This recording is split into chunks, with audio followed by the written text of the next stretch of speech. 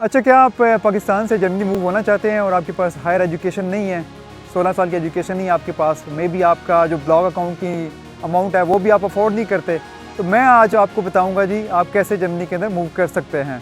चलिए फिर जल्दी से वीडियो को स्टार्ट करते हैं।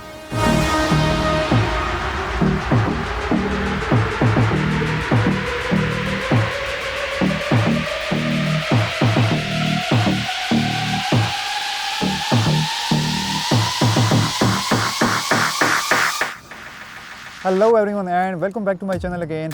अच्छा जी, क्या आप जर्मनी आने में इंटरेस्टेड हैं? आपके पास डिग्री नहीं है ग्रेजुएशन की, आप परेशान हैं कि आप कैसे मूव हो सकते हैं, और आपके पास में भी ब्लॉग अकाउंट है, वो भी उसकी इतनी अमाउंट नहीं है कि आप ब्लॉग अकाउंट मेंटेन कर पाएँ। तो आज हम बात करने लगे हैं जी जर्मनी का एक प्रोग्राम है अस्पोल्डिंग के नाम से, और मेरे साथ है जी अब्दुल्ला, और अब्दुल्ला ऑलरेडी जो अस्पोल्डिंग कर चुके हैं माशाल्लाह से। इन्होंने अभी B2 किया है, जो कि हम काफ़ी लोग कितना टाइम लगा रहते हैं लेकिन B2 नहीं कर पाते। अस्सलाम वालेकुम, कैसे हैं भाई? वालेकुम सलाम, ठीक आप सुनाएं? जी अल्हम्दुलिल्लाह, करम अल्लाह का। अच्छा अब्दुल्ला भाई, सबसे पहले ना आप अपना इंट्रोडक्शन कराएं। मेरा नाम है अब्दुल्ला फैसल, मेरी एज है 23 ईयर्स ओल्ड। मैं नवंबर 2019 से यहाँ पे रह रहा हूँ। तो मैंने A1, A2, B1 अब B2 लैंग्वेज कोर्स भी किया है, और फरवरी में मुझे B2 लैंग्वेज सर्टिफिकेट मिला है। अब मैं हॉस्पिटलों के लिए अप्लाई कर रहा हूँ। तो माशाल्लाह यार, B2 भाई ने कंप्लीट कर लिया, बहुत मुबारक हो। क्या मुबारक। अच्छा, एक काफ़ी सारे पाकिस्तान में लोग हैं, मैंने इससे पहले वीडियो बनाई थी जॉब सीकर वीज़ा के ऊपर। उसमें चैलेंज ये आता है कि ग्रेजुएशन की डिग्री करनी पड़ती है, 16 साल की एजुकेशन आपको दिखानी पड़ती है, हाँ जी। और ब्लॉग अकाउंट की अमाउंट है 6000 पाकिस्तानी, 18 लाख बनता है। तो वो तो कुछ लोगों के लिए एप्लीकेबल नहीं है, उसमें वो लोग एलिजिबल नहीं होते। तो ये अस्पोल्डिंग का जो प्रोग्राम है, इसके बारे में आप बताएं कि वो जो लोग पाकिस्तान में हैं जो अस्पोल्डिंग करना चाहते हैं यहाँ पे जर्मनी में, जिनकी इतनी एजुकेशन भी नहीं है, उनके लिए क्या प्रोसेस है और क्या यहाँ पे अपॉर्चुनिटीज़ हैं? उनके लिए तो फर्स्ट ऑफ ऑल उनके पास हाई स्कूल सर्टिफिकेट होना चाहिए, क्योंकि हॉस्पिटल के लिए लाजमी है। अगर आपके पास हाई स्कूल सर्टिफिकेट नहीं भी है ना, तो आप यहाँ आकर भी कर सकते हो। यहाँ पे वो बिल्कुल फ्री ऑफ कॉस्ट होगा, तो फिर वो करना पड़ना। और आपके पास ज़्यादा स्किल्स होंगे ना, उतने ही ज़्यादा मतलब कि आपको ज़्यादा चांसेस बढ़ जाते हैं। जैसे कि आपके पास अगर ड्राइविंग लाइसेंस है, आपके पास कंप्यूटर नॉलेज है, तो ये जितनी आपके पास ये छोटे छोटे नॉलेज ज़्यादा होंगे ना, उतने आपके हॉस्पिटलों के चांस ज़्यादा जाते हैं। और यहाँ पे सर्टिफिकेट भी 3 तरह के हैं, एक होपशुल अब्सलूस, रियालशुल अब्सलूस और एक अबिटूअर होता है।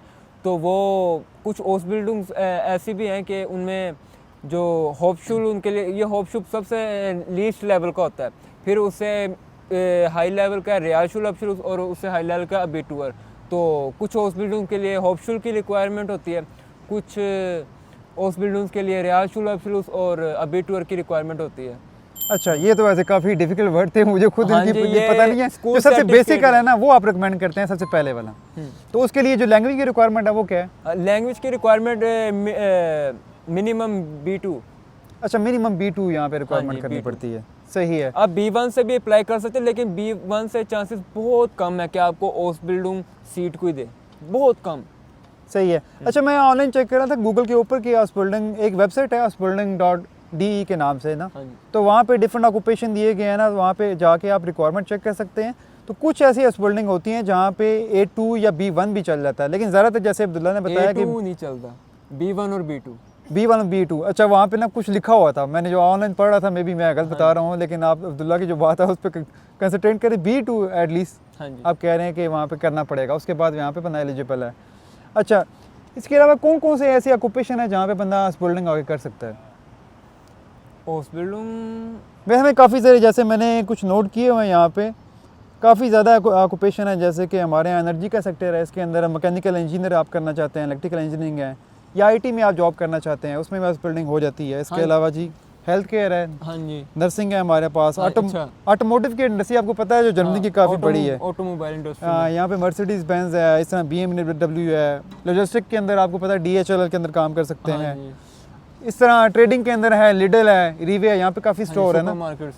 तो आप कहाँ पे अभी इंटरेस्टेड हैं जो अस्पोल्डिंग करने में? मैं जी हॉस्पिटलों के लिए अभी तो मैंने एक टेलीकम्युनिकेशंस कंपनी लाइक वोडाफोन और O2 टेलीकॉम यहाँ भी अप्लाई किया है। तो मुझे 2 तरफ से तो रिजेक्शन आए हैं, वो मुझे नहीं पता क्यों, लेकिन बस इधर ऐसा ही है। जर्मनी में आप आएंगे आपको खुद पता चल जाएगा क्या है। और मैं सैचुन एक मीडिया इलेक्ट्रॉनिक मार्केट है यहाँ पे, वहाँ भी अप्लाई किया, तो उनके भी मैं आंसर का वेट कर रहा हूँ। और कुछ ऐसी और मार्केट हैं जहाँ पे मैंने अप्लाई किया और उनके मैं अभी आंसर का वेट कर रहा हूँ कि वो क्या है, क्या मुझे आगे आंसर देते हैं। सही है, मतलब रिजेक्शन जो है ना आपकी वो हो सकती है, तो उस पर आपने डिमोटिवेट नहीं हाँ, होना। रिजेक्शन है, रिजेक्शन आपके पास अगर क्वालिफिकेशंस भी है ना, आपको रिजेक्शन फिर भी आ सकता है, क्योंकि ये जो एप्लीकेशन का जो प्रोसेस होता है ना, इनको बहुत सी एप्लीकेशंस आती है।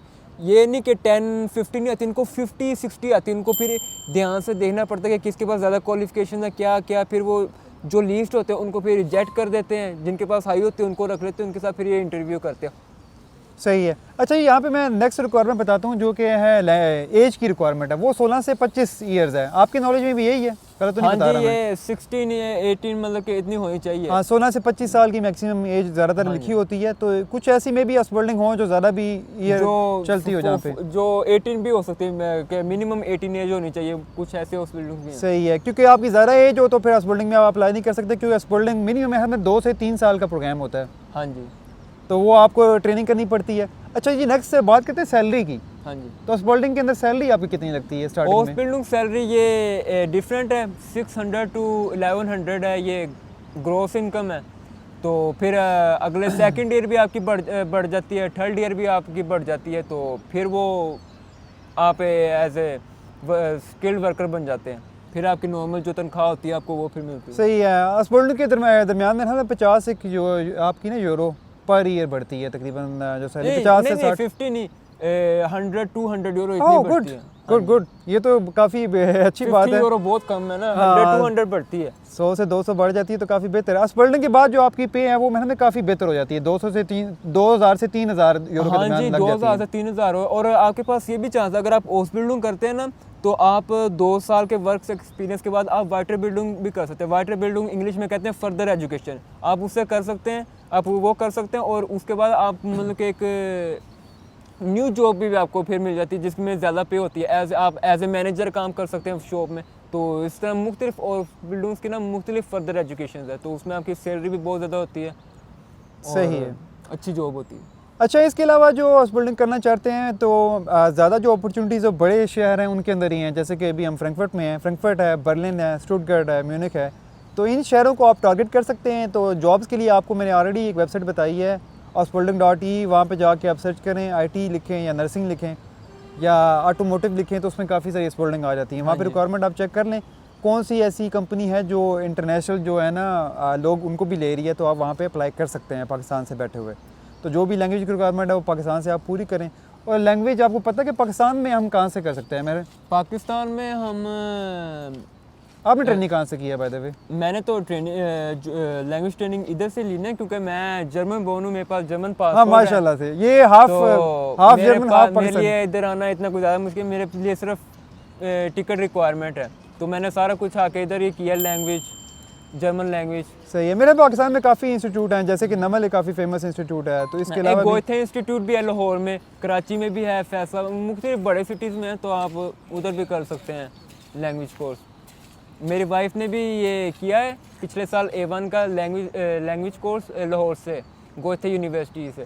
तो उसकी तकरीबन जो सिर्फ उसकी एग्ज़ाम की जो है ना कॉस्ट, वो तकरीबन 25,000 थी सिर्फ एग्ज़ाम की। ओके, इसके अलावा ट्यूशन फीस सेपरेट होती है हाँ, इसकी? ट्यूशन फीस सेपरेट, वो 2-3 मंथ्स होती है। ऑनलाइन क्लासेस भी ले सकते हैं, या आपको मतलब कि उधर पर्सनल भी ले सकते हैं क्लासेस, तो ये उन पर डिपेंड करता है वो आपको क्या प्रोवाइड करते हैं। अच्छा, ये जो बिल्डिंग है ये एक फैंसी सा वर्ड है जर्मनी के अंदर, ये वोकेशनल ट्रेनिंग इसको कहते हैं हाँ में। जी, इसको वोकेशनल ट्रेनिंग भी कहते हैं और अप्रेंटिसशिप भी कहते हैं, 2 वर्ड्स हैं इसके इंग्लिश में। सही है। अच्छा, इसके अलावा भी अगर किसी का कोई क्वेश्चन या किसी की कोई क्वेरी होती है तो अब्दुल्ला का जो मैं इंस्टाग्राम आईडी है वो मेंशन करता हूँ, तो आप इसको रीच आउट कर सकते हैं regarding may be language training के अंदर, या हस्बल्डिंग के ऊपर कुछ आपकी क्वेरीज हैं फर्दर, तो आप इससे कर सकते हैं। कोई बात नहीं, आप जब चाहें मुझे इंस्टा पे बराहत भाई है मेरा इंस्टा अकाउंट अटैच कर देंगे वहाँ पे, तो आपको कोई भी क्वेश्चन हो ऐसा पूछने का, हॉस्पिटल का या कोई भी लैंग्वेज का हो, तो आप मुझसे मैं इंस्टा पे मैसेज कर सकते हैं, तो मैं आपको रिप्लाई भी कर दूंगा, आपकी जितनी मेरे से हेल्प हो सके मैं आपकी करूँगा। ठीक है। अच्छा, इसके अलावा जो है ना पाकिस्तान से अगर आपने अप्लाई करना है, तो एक तो हमने बात सबसे पहले कर ली लैंग्वेज रिक्वायरमेंट की, और एक हस्बल्डिंग की हर कंपनी की अपनी रिक्वायरमेंट होती है, तो आपने रिक्वायरमेंट्स वहाँ से चेक करनी है। उसके बाद आपने एम्बेसी में अपॉइंटमेंट के लिए अप्लाई करना है, तो अपॉइंटमेंट जब आपकी आ जाएगी तो आपने वहाँ पे सारे डॉक्यूमेंट सबमिट करने हैं। आपको जो कंपनी है जो हस्बल्डिंग ऑफर करती है उससे उसकी तरफ से चाहिए होता है जॉब ऑफ़र चाहिए होती है कि कॉन्ट्रैक्ट चाहिए होता है? ये हॉस्पिटलों का तो कॉन्ट्रैक्ट ही होता है मेरे ख्याल में। कॉन्ट्रैक्ट ही होता होगा। हाँ, आपको मेन जो है कॉन्ट्रैक्ट चाहिए, उसके अलावा लैंग्वेज की प्रोफिशिएंसी आपके पास आ गई। ये जो मेन 2 रिक्वायरमेंट है, ये लेके आप एम्बेसी के अंदर चले जाएँ, अपॉइंटमेंट जब आपकी आती है तो आपको इंशाल्लाह वीज़ा मिल जाएगा। Thank you so much once again, और तो मिलते हैं जी आपसे नई वीडियो के साथ। टिल देन, अल्लाह हाफ़िज़।